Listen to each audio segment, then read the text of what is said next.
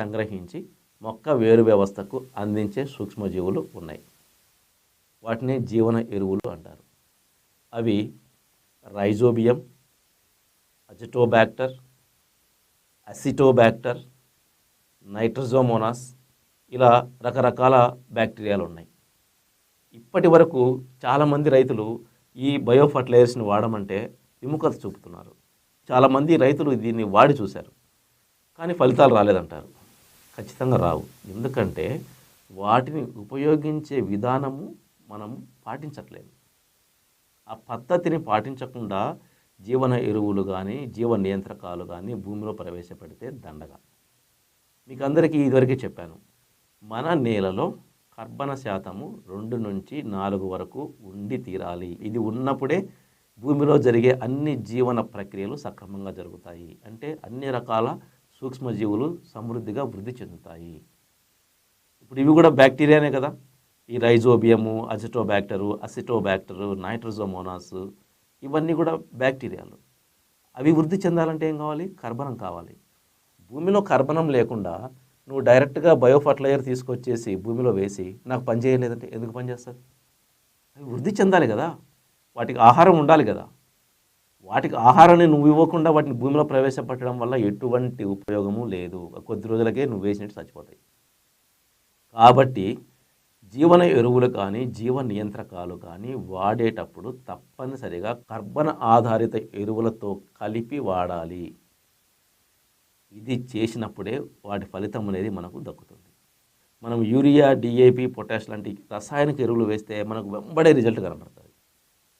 కానీ ఇవి ఉపయోగించినప్పుడు కనీసం అంటే 10 రోజులు టైం తీసుకుంటాయి. అవి వృద్ధి చెందాలి కదా, వాటి జనాభాని పెంచుకోవాలి కదా, పునరుత్పత్తి జరగాలి కదా. అంత స్థాయికి కొంచెం టైం పడుతుంది. కాకపోతే ఇవి ఎప్పటికీ ఉంటాయి భూమిలో. కొన్ని చనిపోతున్నా మళ్ళీ అవి పునరుత్పత్తి చెందుతూ ఉంటాయి. మనం పైరు వేయినప్పుడు లేదా పూర్తిగా నేల ఎండిపోయినప్పుడు అవి నిద్రావస్థలో అలాగే ఉండిపోతాయి భూమిలో. కాబట్టి ప్రతి రైతు ఇక నుంచి జీవన ఎరువులు కానీ జీవ నియంత్రకాలు కానీ వాడేటప్పుడు వాటితో పాటు కర్బన ఆధారిత ఎరువులు వాడాలి. కర్బన ఆధారిత ఎరువులు అంటే కుళ్ళిపోయిన పశువుల ఎరువు, లేదా పచ్చరట పైరు, లేదా గానుగ పిండి, లేదా హ్యూమిక్ యాసిడ్, సీవీడ్, ఇటువంటి ఫల్విక్ యాసిడ్, ఇటువంటి తప్పనిసరి వాడాలి. ఇవి వాడినప్పుడే అవి ఆహారంగా వీటికి ఉపయోగపడతాయి, ఇవి వృద్ధి చెందుతాయి. అప్పుడే మనకు ఫలితం వస్తుంది. కాబట్టి ఈ నత్రజని వాతావరణంలో మనకు ఎంత కావాల్సింటే అంత ఉంది. కరెక్ట్గా ఈ జీవన ఎరువులు ఉపయోగిస్తే 1 కేజీ యూరియా కూడా వాడాల్సిన అవసరం ఉండదు మనకు. నేను చెప్పిన ప్రకారము మీరు కర్బన ఆధారిత ఎరువులతో కలిపి ఈ రైజోబియము, అసిటోబ్యాక్టరు, నైట్రోజోమోనాస్ లాంటి ఈ జీవన ఎరువులను వాడితే 1 కేజీ యూరియా కూడా మీరు వాడాల్సిన అవసరం లేదు. అంత బాగా సప్లై చేస్తాయి ఇవి. కాబట్టి ప్రతి రైతు ఈ వీడియో చూసిన క్షణం నుంచి మీరు వీటి గురించి ఆలోచించండి. వచ్చే పైరు నుంచి మనము వీటిని ప్రవేశపెడదాం భూమిలో. తగ్గించుకుందాం మనం యూరియా వాడటాన్ని, అవసరం లేదు కూడా. ఈ బ్యాక్టీరియా ఇవేంటంటే అవి మొక్కకి ఎంత అవసరమో అంతే అందిస్తాయి. మొక్కలకి నెట్టవు అవి. కానీ కెమికల్స్ అలా కాదు, మనం ఎంత వేస్తే అంత మొక్క తీసేసుకుంటుంది. ఇది సహజంగా ఈ బ్యాక్టీరియా నుంచి నత్రజని మొక్కకు అందుతుంది. అందువల్ల దాని పెరుగుదల కూడా సహజంగా ఉంటుంది, ఆరోగ్యవంతంగా ఉంటుంది, ఎటువంటి సైడ్ ఎఫెక్ట్స్ ఉండవు. కాబట్టి నత్రజనిని మొక్క మొదటి దశ అంటే పెరిగే దశలో ఉపయోగించాలి, కానీ ఎంత అవసరమో అంతే ఉపయోగించాలి. అది ఎంత ఉపయోగించుకోవాలి అనే తర్వాత దశలో మనము మాట్లాడుకుందాము. చాలామంది రైతులు ఏంటంటే పూత దశలో కూడా యూరియా బ్యాగ్ తీసుకెళ్ళేసేస్తారు. అప్పుడు ఏం జరుగుతుందంటే పూత రాకుండా ఆకులు ఎక్కువ వస్తాయి. అంటే మొక్క తన గమనాన్ని మార్చుకుంటుంది.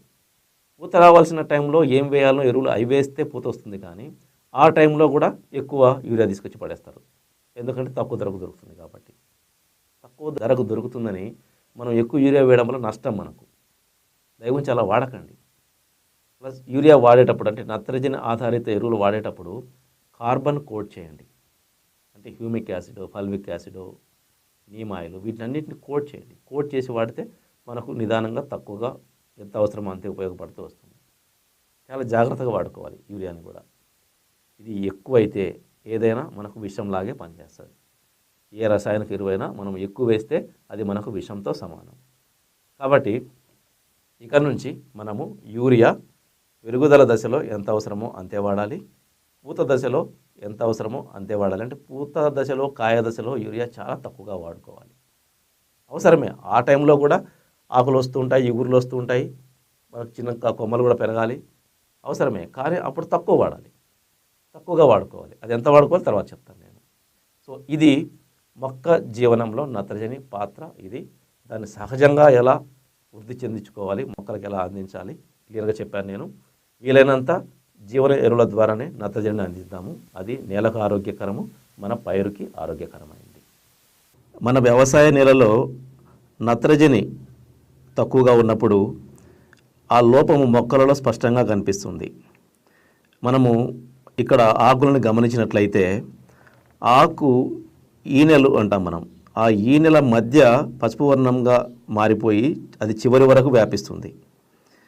ఆకు మధ్య భాగం నుంచి చివరి వరకు అలా లైన్స్ లాగా, వరుసల్లాగా ఏర్పడ్డాయి చూడండి. అలా లేత పసుపు వర్ణంలోకి మారిపోతుంది. చివర్లు కూడా ఎండిపోతాయి అన్నమాట. ఎందుకంటే నత్రజని లోపించినప్పుడు కిరణజన్య సంయోగ క్రియ సక్రమంగా జరగక పత్రహరితం లోపిస్తుంది. దానివల్ల ఇలా లేత పసుపు వర్ణంలోకి ఆకులు మారిపోతాయి. ఇది గమనించిన వెంటనే మనము ఆ నత్రజని లోపాన్ని సవరించుకోవాలి. ధన్యవాదాలు. నేను ఇస్తున్నటువంటి ఈ సమాచారము చాలా వివరణాత్మకంగా ఉంటుంది. అంతేకాకుండా ప్రతి రైతుకు అర్థమయ్యేలా దీన్ని మార్చి చెప్పడం జరుగుతుంది. ఎటువంటి సైంటిఫిక్ టెక్నికల్ వర్డ్స్ అంటే మనకు అర్థం కాని సైన్స్ భాషలో మీకు చెప్పట్లేదు నేను.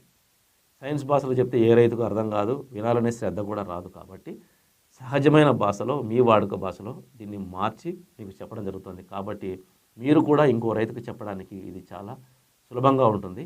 కాబట్టి ప్రతి రైతు కూడా దీన్ని ఇతర రైతులకి షేర్ చేయండి, వారితో పంచుకోండి ఈ పరిజ్ఞానాన్ని. ఇది